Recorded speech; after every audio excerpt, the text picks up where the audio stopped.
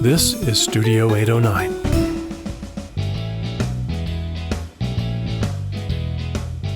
Hi, everyone. Welcome to the Outdoors Hiking Bob podcast. I'm your host, Hiking Bob Falcone. You can find me on my website at hikingbob.com, which has links to, well, everything. Just check that out. I'm not going to bore you with all the details. Just check it out there. Today, we're having a great conversation with a popular person you probably know if you watch TV in the Colorado Springs area, and you've been on my podcast before. It's Matt Meister. Hi, Bob. Who's been around from Colorado Springs for a long time. I've been around a long time. Here. Yeah. Recently from Fox 21, and you've left Fox 21. Yeah. The last day there was the 28th of November, so the day after Thanksgiving. Had a great 8 years there with people that I love, and was hard to leave, but things are changing, Bob, and I'm changing too. So. Yep, and we're going to talk about what you're going into, but before we get to that, let's just talk about, we had a little talk before we started recording about the changing news media environment in the country. We already know that the print news media is really taking a beating, especially small town newspapers. They're disappearing all over the country, being gobbled up by big, what's the word I want to use, holding companies who then sell them off for whatever money they can get. And we're losing a lot of small town newspapers. And they're an important source of information for these little towns that big newspapers don't cover. The Denver Post does a pretty good job, but they can't get to it. Even the Colorado Sun, which I think does a really great job, and I've been a subscriber to them for years since they started, they just can't get to everybody. So these little small town newspapers have filled in. But kind of the same thing is happening with TV news media. Your company, Nexstar, the company that owns Fox 21, is buying up different companies, and they're merging. Lots of mergers and acquisitions in TV. And TV news operations are disappearing. How's that looking for the Colorado Springs area? Without you don't have to go into a lot of detail about it, but there's I think that probably had a lot to do with what we're going to talk about coming up. Yeah, I mean, things are changing. Yeah, I mean, things are rapidly changing and have been over the last, as the internet came around and how information flows and how we look for it and how we expect to get it is different. And so I think that what's happening in TV is related to what happened with newspapers for sure. And I think that there is a level of, a podcast like yours, for example, I think fits some of that need for information that people are always going to have. That need for local information hasn't changed, but how we expect to get it and where we want it from, frankly, has changed and is changing. So in local TV, Channel 11 and Channel 5, those companies are merging stations here locally, Gray TV and Scripps. And so they're not doing these mergers and acquisitions to keep everybody around, and it's not part of an expansion thing in terms of what's out there. And so there is going to be some consolidation here in our local TV market for sure. 2 newsrooms are going to merge into one, and there will be some loss of jobs as part of that. That's just the reality of the situation as if not as many people are watching TV, and man, those local TV numbers have been declining in a huge way across the board. So it's not a comment about any of the local Colorado Springs stations. It's a market economy thing. It's a nationwide thing. Yeah, absolutely. And it's really been accelerating even more the last 2 to 3 years. And so, for me, as I was at the end of a 5-year contract at Fox, and with what things I have going on in my life, we're about to be empty nesters and just a bunch of different things. It was an opportunity to step back and look at where things have been, where they are, where they're going. And so, I made a decision that for me, it was time to try something else. Well, and let's talk about that. What is it? Let's unveil it. You've been kind of hinting at it. Yeah. And to be fair, we're recording this about 2 weeks before you hear it, because there's kind of an embargo on it. But there may be some things you reveal between when we record this and when we air it. But let's talk about it. You've been kind of hinting you're going to do something else. I knew you weren't going to a competing station because you wouldn't have that send-off you would. Usually when somebody goes to a competing station, the day they leave, they say, I'm out of here, see ya. And like, well, Matt's not going to a competing station, so he's going somewhere else. Right. And I'm perplexed, and I'm thinking, is he leaving the market? I didn't think you were leaving Colorado Springs, but tell us what it is you're doing. Yeah, sure.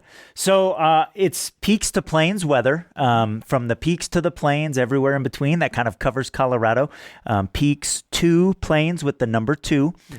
And it's a digital weather company. And it will be a combination of a weather app, a website, a 24-hour weather channel that will be available on Roku, Apple TV, and Fire TV.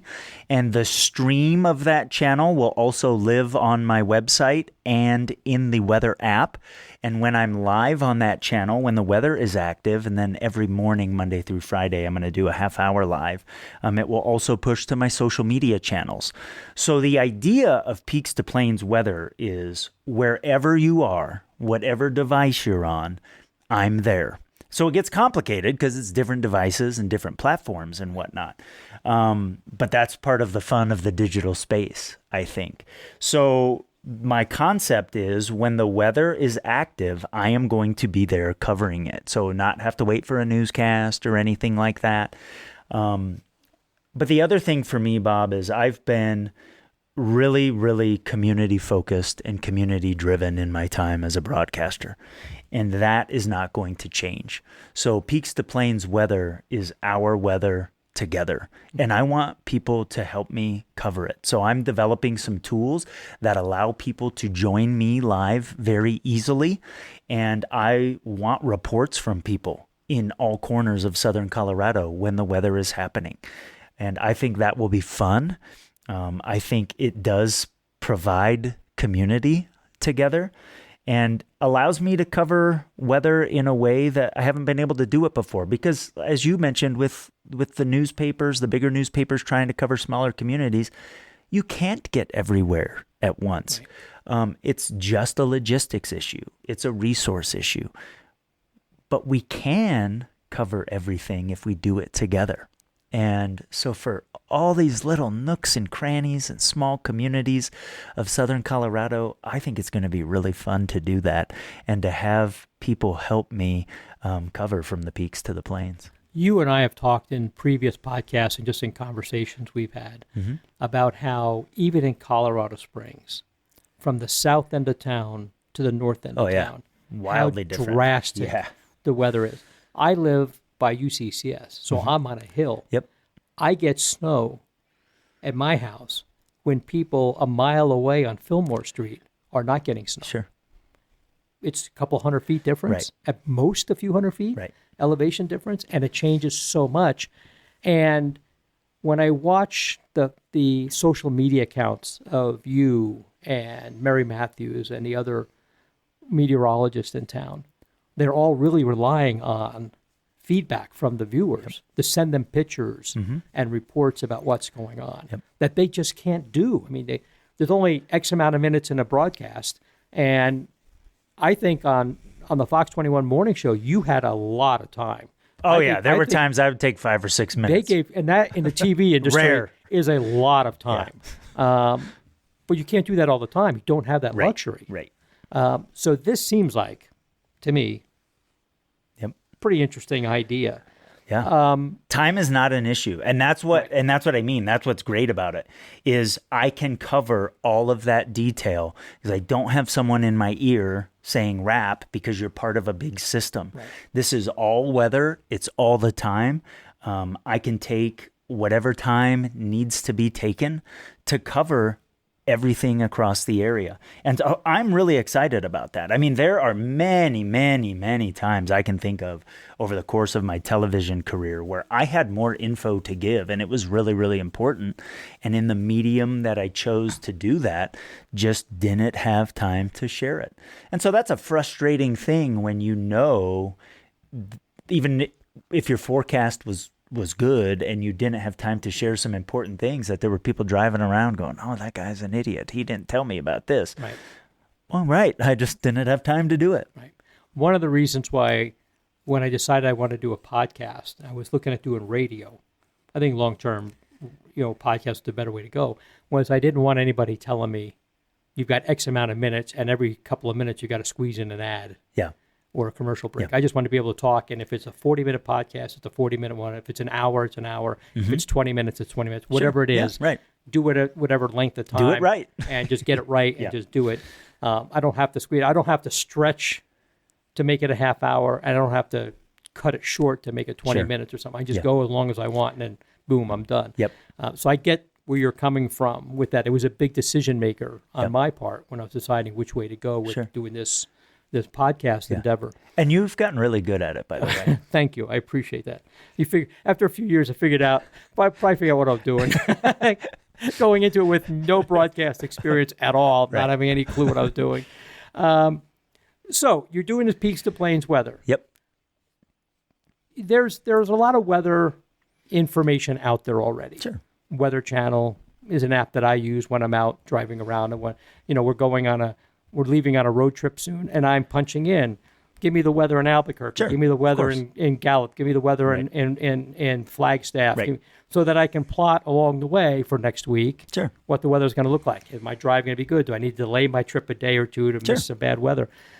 So there's a lot of information out there. There's the weather net that I belong to. I have a little weather station in my house, and it puts out there. There's a lot of information out there. So I guess my question to you is, where you kind of touched on this, but let's go into a little bit more. How is your Peaks2Plains Weather going to be different from that information? Is it the immediacy of it and the live part of it? Or? Sure. I mean, well, one of the things is I have 25 years of experience doing this.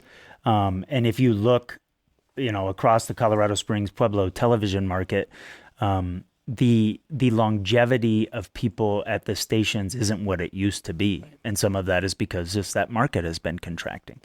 And so I have 25 years of knowing what models do well here, what they don't do well, the little idiosyncrasies that you are never, ever going to get from any weather app, because you are looking at a global or hemispheric model when you open up a weather app, and you're getting one data point from whatever model you happen to be looking at in that app, and a human being hasn't touched it.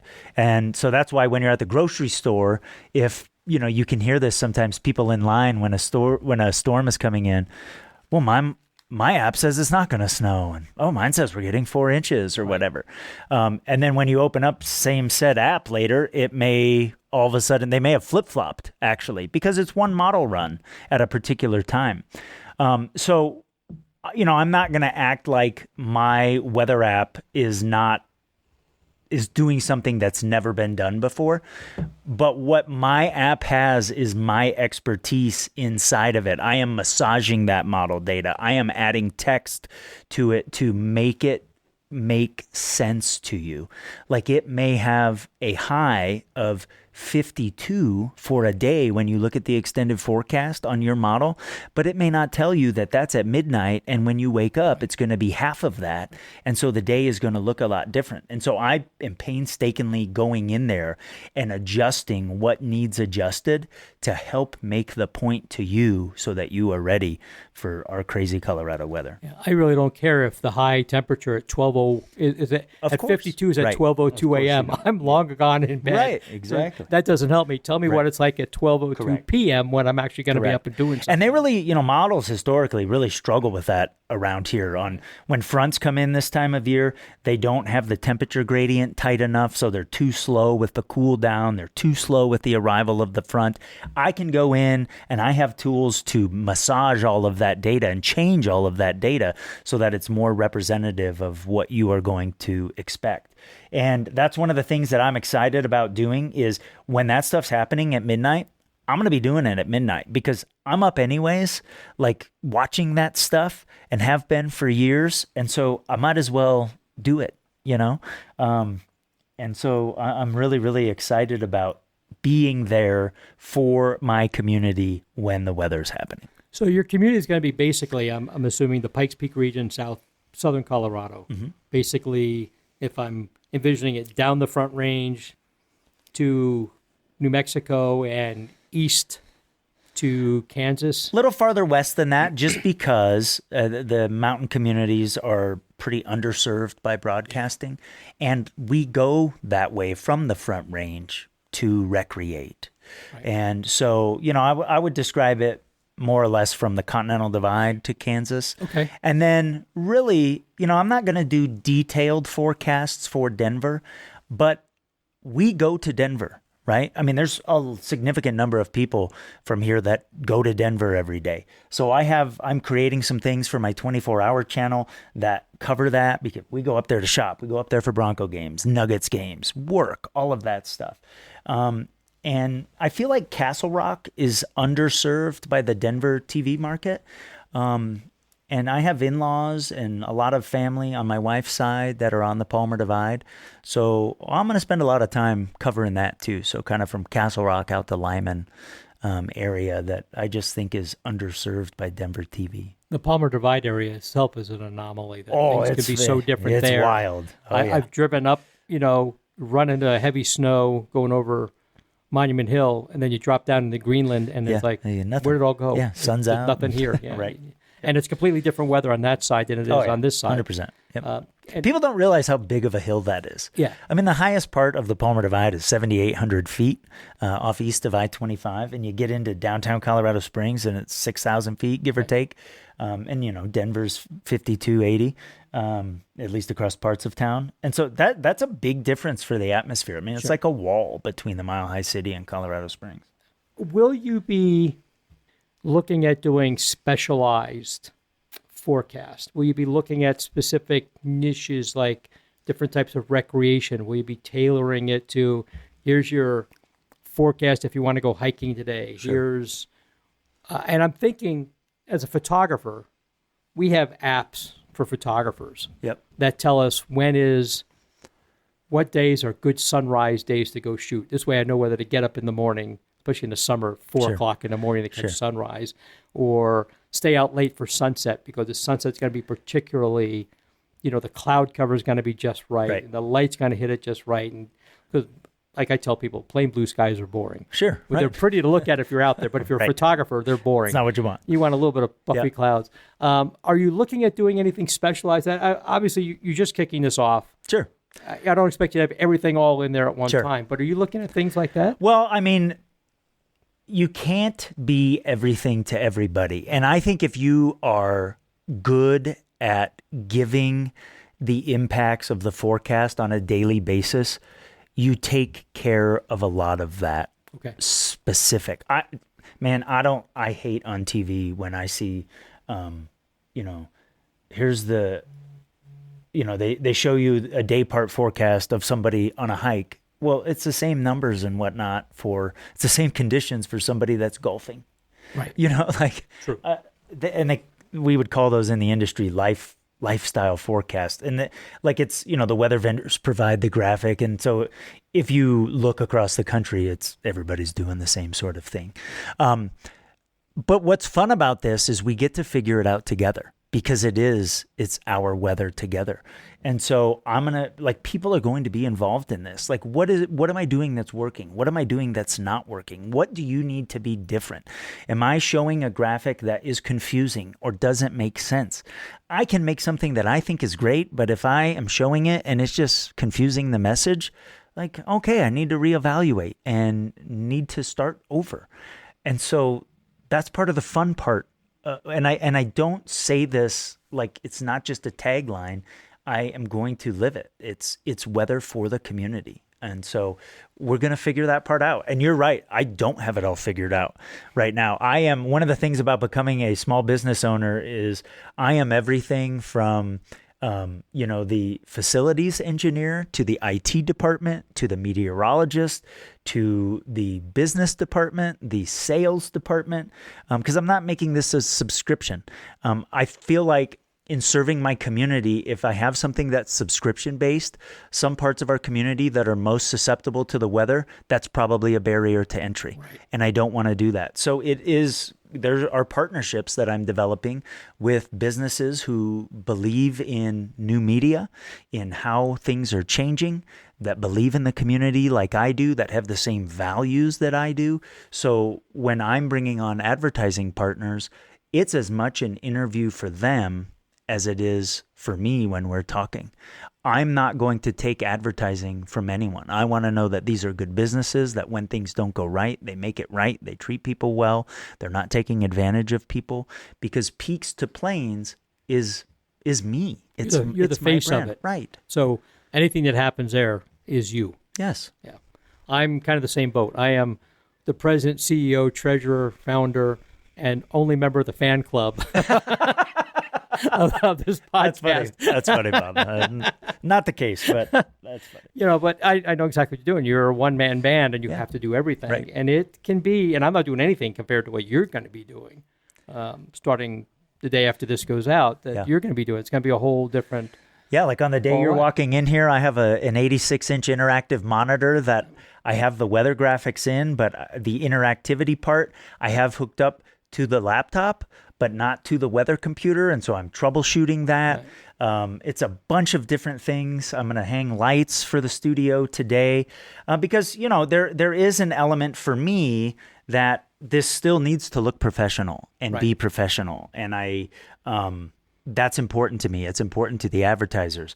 And so there are things that I'm still working on and figuring out. And I have a matter of weeks at this point to do it. And for those listening, we're recording this in what's going to be Matt's studio. Mm-hmm. And it looks like a mini TV studio. I've been in a number of them, but it is a site. It is a work in progress. Oh yeah, there's wires all over the place, and I asked you not to trip on the stuff on the way in. But so we need, cable management is still on the list of things to do.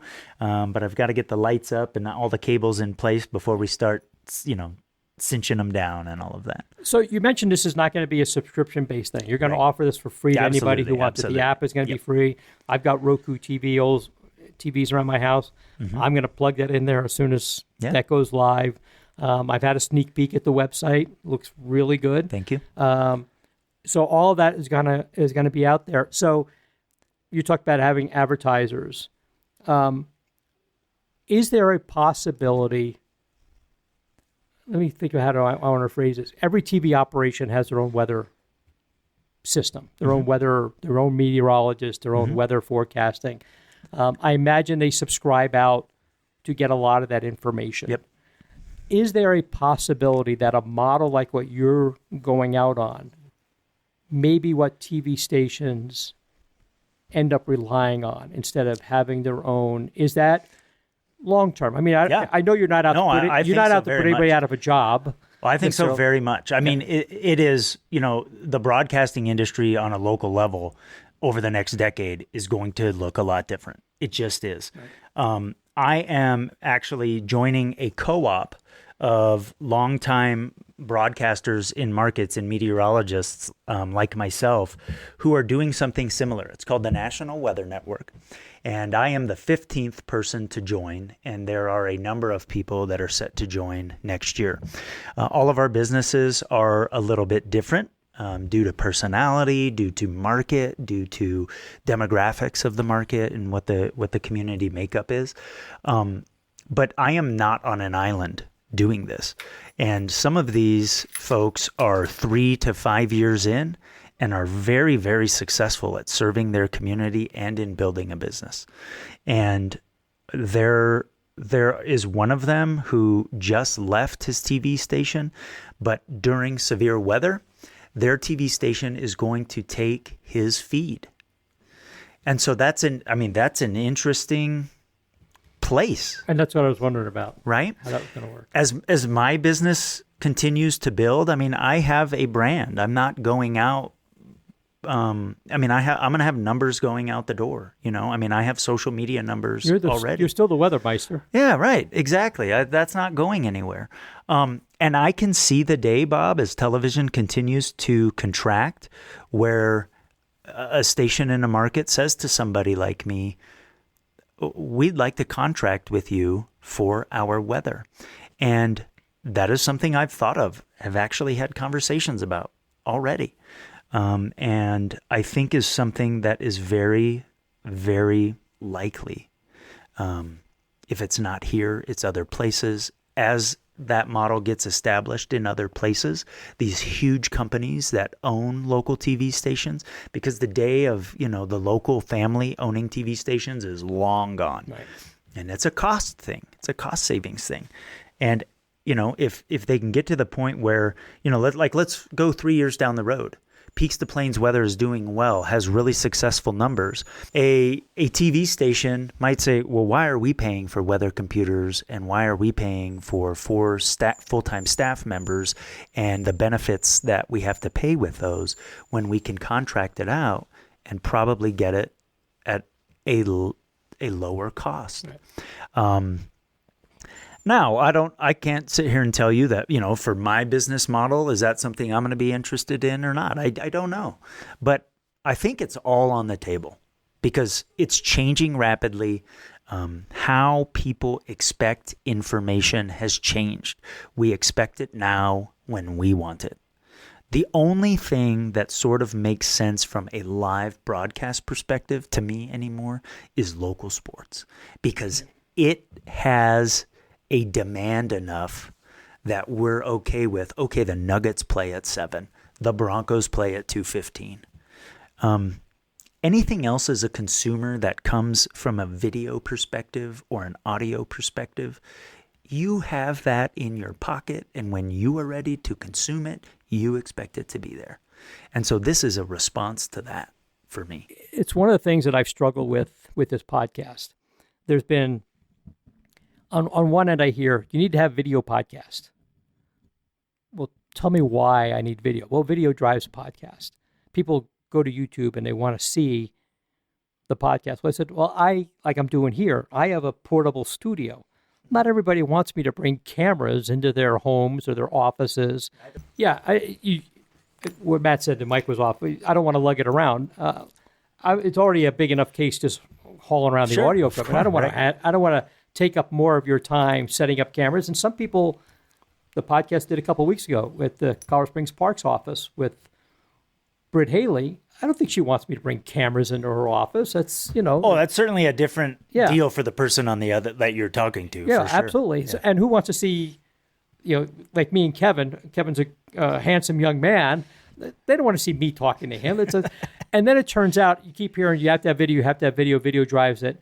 And then a study comes out and says most people listen to their podcast when they're out, like I do, hiking, when they're driving. So you get this thing about you have to have video, and then you get this thing that says, but nobody listens to it. It's proof that no one knows. No one knows what they're talking about. I'm not even sure I do. And it helped justify to me that I'm on the right track with that. And I see that with what you're talking about. People want this stuff on their phone. When they are ready. Right now, damn it. And they want to be able to look at that and say, I want this right now. Yep. Which isn't to say that TV doesn't have its place, obviously. Sure, of course. It obviously has its place. But weather is an immediate thing. Yes. If I'm out hiking and I see clouds rolling in. You want it now. Do I need to be worried or am I going to be just fine? Right. And I will be out there with an app and I'll be looking at the live radar if I have a signal. And okay, those clouds are more to the north and they look like they're going that way, I'm probably going to be just fine. Right. But they want that information right now. So I think that's kind of where you're hitting on with that. So have you talked to other, you kind of mentioned you've already talked to other meteorologists, they've branched out, they've done this.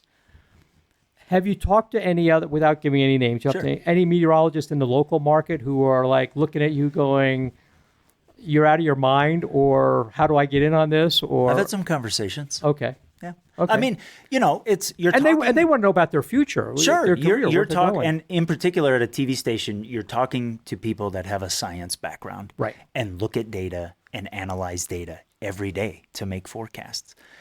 And so we see numbers, we see trends. I mean, it's okay to say things are changing. Right. If not, you have your head in the sand, right? My wife and I had a conversation about what happens if this doesn't work, right? I have invested a lot of money into what I'm doing, but I have invested a level of money that we were comfortable with and we were prepared for. You can take the hit if you have to. Yeah. The answer is if this doesn't work, I get another job? Is it going to be in TV weather? I'm highly confident this is going to work because in my mind, I've been building up to this for 25 years, whether it's video, whether it's audio, if I'm giving good information over time that's useful and accurate, it's going to work. And, I like to think I've been doing that for 25 years here. So I don't know why that would change all of a sudden. So let's talk about that a little bit. How long ago did you come up with this idea? I mean, I think this has probably been churning in your mind for a little while. Yeah. I mean, you don't make a decision like this Sure. willy-nilly, It's been a multi-year process of watching some colleagues of mine across the country, seeing what they're doing, having long conversations with them, honest conversations with them about how it's been hard, how it's been great, any regrets that they may have. What's been helpful to me as I've been building this is I'm not the first one doing it. So I've had some, don't invest in this. It's not worth it. Make sure you buy the best of XYZ. Those are really important. Where to spend your money, where not spend your money. Exactly. I'm in a unique situation, and I have 460 square feet at my home that you can't get into the rest of the home from. Because if I was doing this in an office or a basement that was connected to the rest of the house, I personally would have a hard time. Because it would be easy for me to stand up and to go, down to the refrigerator or whatever. So by having this space in my home that is not connected to the rest of the home, it's mentally for me, I'm going to work. Right. And that is a difference for me. So, it's going to be fun. I'm going to make mistakes. Sure. I mean, I made mistakes on TV, right? I mean, that's life. Both of my brothers are entrepreneurs. My father-in-law was an entrepreneur during his working time.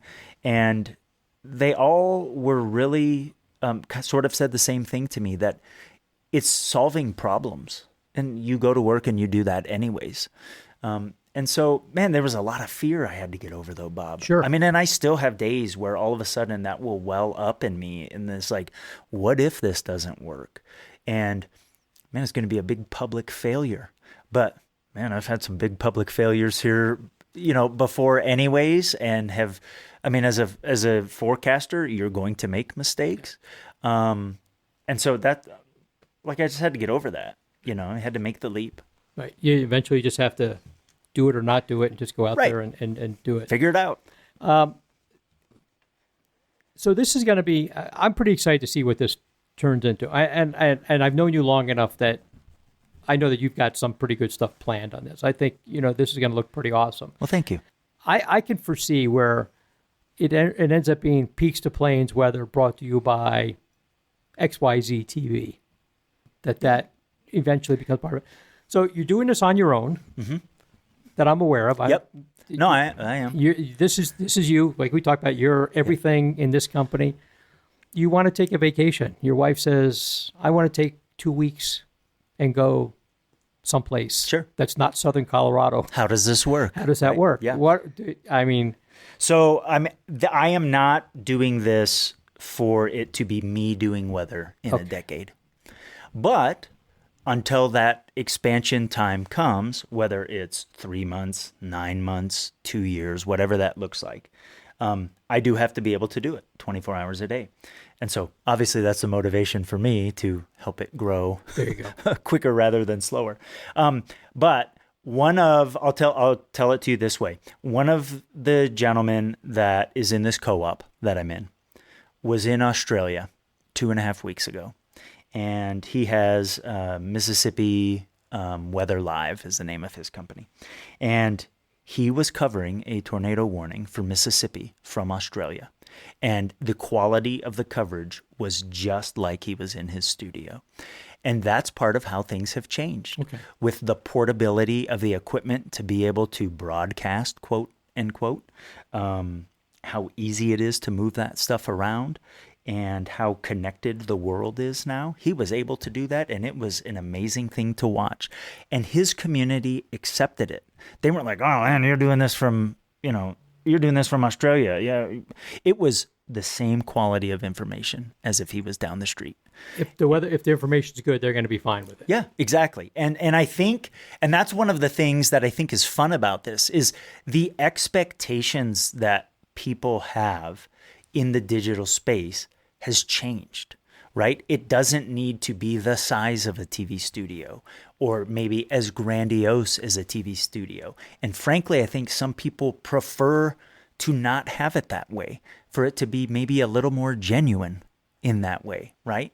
And so when we want to take those trips, I'll be able to do that. I'm going to go do the weather at places in southern Colorado. Like, why can't I go ski for a couple days, but do my broadcast from the base of the ski area and create my content from there and still make sure it's updated when it needs to be updated? And when the weather, there are going to be times where, does the weather cooperate with something I want to do? Of course not. But we've been okay with that, and that has been part of the decision-making process in doing this. So is there going to be some disappointment because of that, because I'm a small business owner? Yeah. But that's one of the things we're willing to deal with some of the other flexibility that it's going to provide. Are you going to get some of the local meteorologists to moonlight for you? I mean, we've... they probably have some contractual things, right. The TV thing is going to make that really hard. But there are people around town that used to be in TV and plug some holes at some of the local stations every now and then, and they're not going to have those contractual limitations. So that's certainly something that is a possibility within this national weather network that I'm in. We are also building systems to be able to support each other. Okay. For an example, if someone is broadcasting where they are and they need to take shelter from a tornado, someone needs to pick the ball up for them and do that, perhaps. Now, they can be mobile as well, but what happens if they lose internet? They need to have some redundancies. And so, investing in Starlink and those kinds of things to be able to still broadcast when the power goes out. But we can support each other in this co-op as well. This is pretty exciting stuff. This is, I think, something we're going to see. I wonder if long-term news gathering becomes more like this. I mean, it kind of already is. Well, that's what I was going to say. I think that's already happening. Yeah. Right?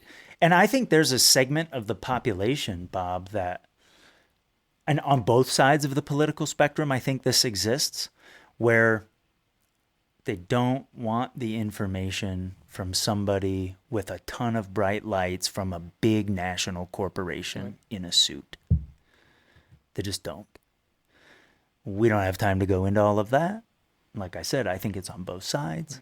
But I think that exists. And I think that's driving some of this as well. You're not the only podcast in town. No. Right? And there are...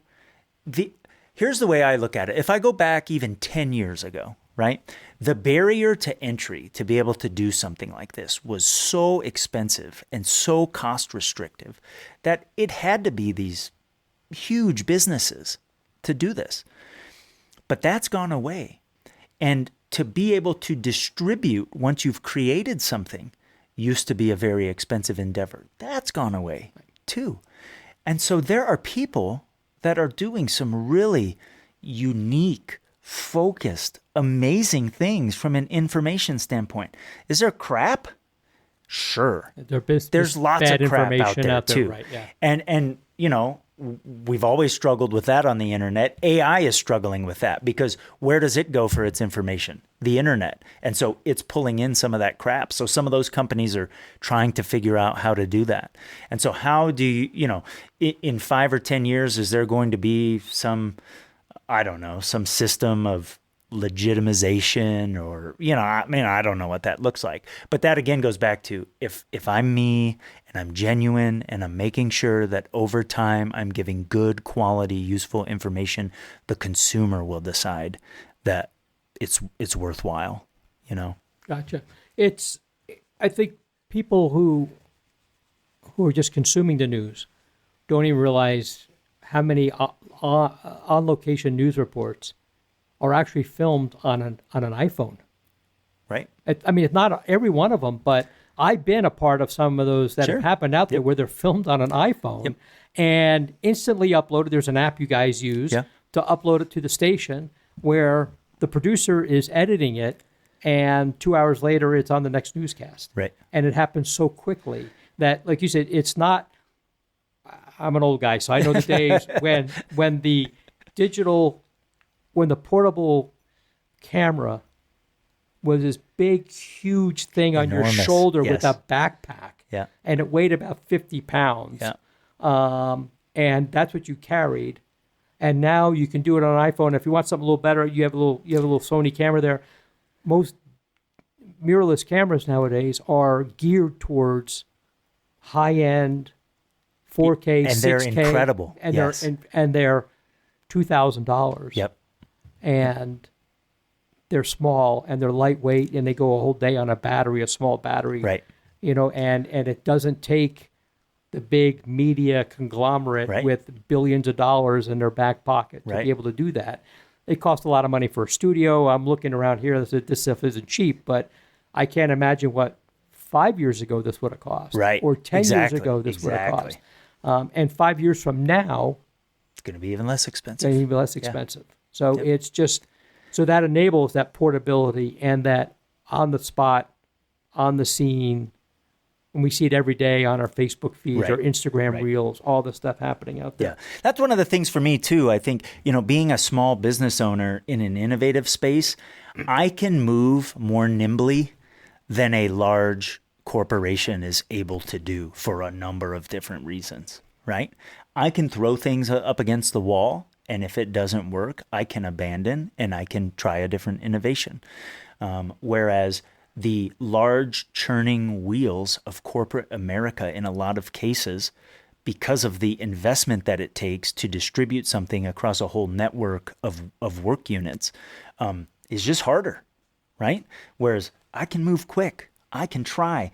I feel like I can serve my advertising partners in a different way. I don't have these weird corporate rules or rails anymore. You don't have a board of directors and trustees and shareholders to deal with, right?